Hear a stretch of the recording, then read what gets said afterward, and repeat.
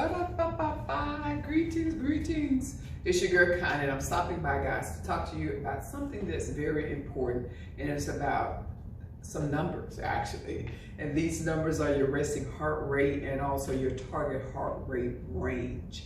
So before I even begin, I want you to first know you can always go back and rewind if it's something I say you don't quite get it, because there's going to be some formulas involved in calculating these numbers.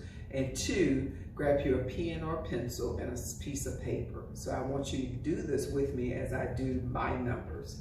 So let's go ahead and start first and foremost, resting heart rate. Why is this number so important?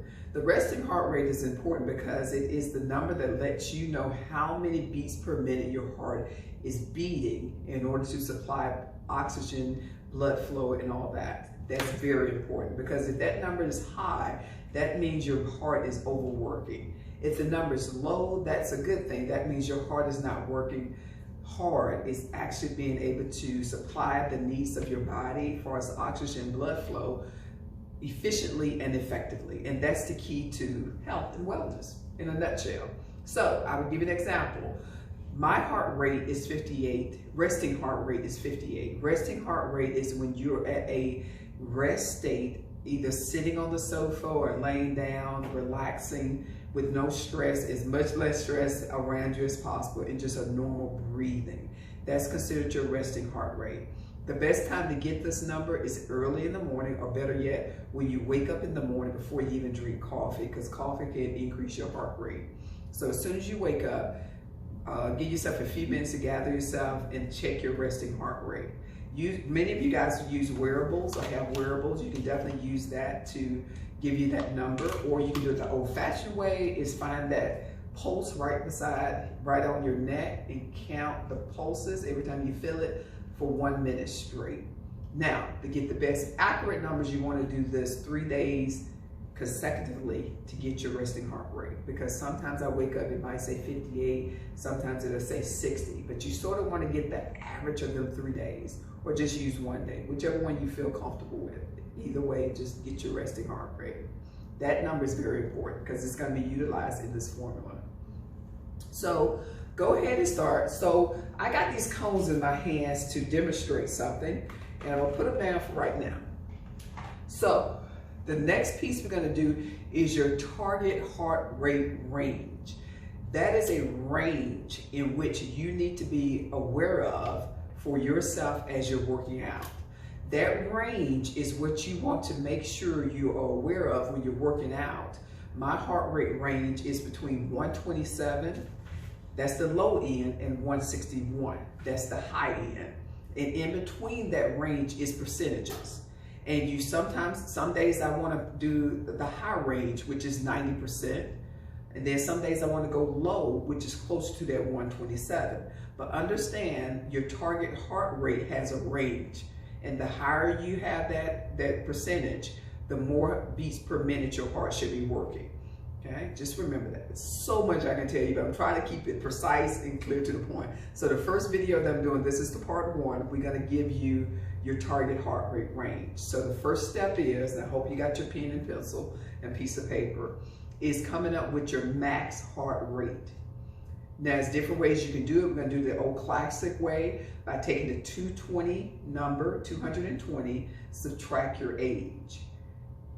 Okay, mine is 173. So I did 220 subtract 47, which gave me 173. That is your max heart rate. Remember that number, because it's going to go into the equation. Part number 2 is determining your resting heart rate. So I told you guys I already knew my resting heart rate, which is 58. Hold that number right there. So next piece, you're going to do the third piece you're going to do is a formula or a calculation. And what you're going to do is take your max heart rate, subtract your resting heart rate to give you a number. Okay. So again, for me, my max heart rate was 173.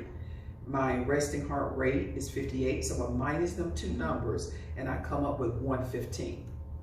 Hold that number. So the next piece I have to determine is what intensity I want to use. And the intensity is the percentage. Now, medical terms, they say your target heart rate range should be using 60% and 90% of your max heart rate. So the first number you're going to calculate is considered your lowest side of your target heart rate range. And that number percentage is 60.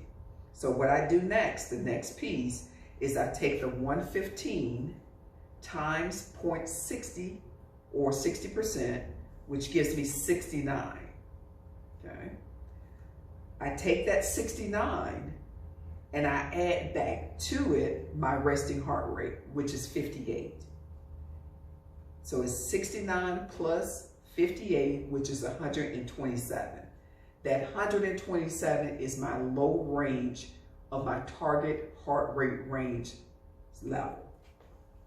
So I'm going to use this cone to represent the 127, which is on the low spectrum end of my target heart rate, okay? So that's 127, that's the low end. So the next thing we're going to do the same process to get the high end of our target heart rate range, which is the 90%. So all you're going to do is do the exact same thing. The only difference is instead of using 60%, you're going to use 90%. Okay? And we're going to go through it. So I already did the little calculation on myself. So we start at the top, and you already have this number, which was your max heart rate. So remember, the max heart rate is when you take 220, subtract your age. That was 173 for me. The next step is your resting heart rate. We know what the resting heart rate is. For me, it was 58.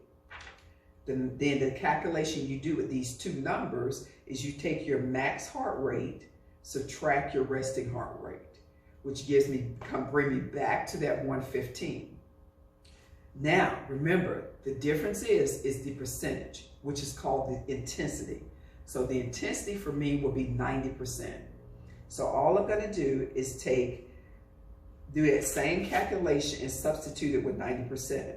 So I'm going to take the 115 times 0.90, and that number is 103.5. I take that number, and remember, we add back in the resting heart rate, and my resting heart rate was 58. So it's 103.5 plus 58, which gives me 161.5. This cone represents the 161.5, which is the high end of my target range, heart rate range. So there you have it. My low target heart rate range starts at 127. My high ends at 161.5.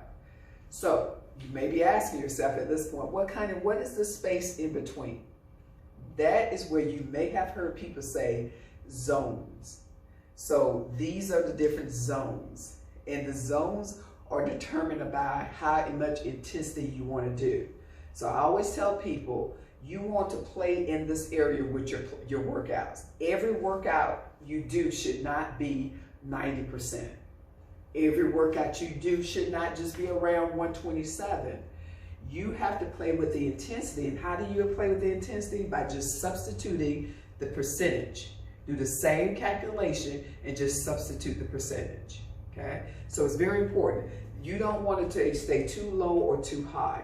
If you stay too high all the time, your body never has the time to recover and replenish itself. And then that's where you actually can plateau and begin to see yourself not progressing because your body is overworked. And it also can cause possible injuries from just overworking the muscles and not having these different ranges you do.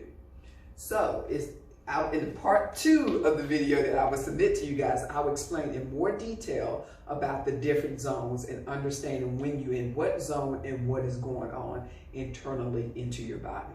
So part 1 is all about your resting heart rate and coming up with the numbers for your target heart rate range.